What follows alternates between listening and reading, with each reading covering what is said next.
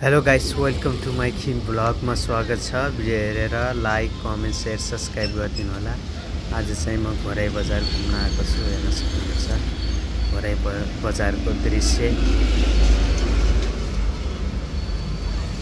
हेर्न सक्नुहुन्छ। यहाँनिर चाहिँ अटो दिइरहेको छ।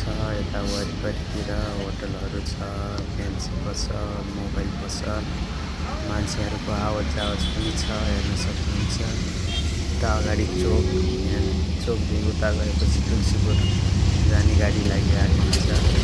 हेर्न सक्नुहुन्छ यो माथितिर पनि गाडी लागिरहेको छ।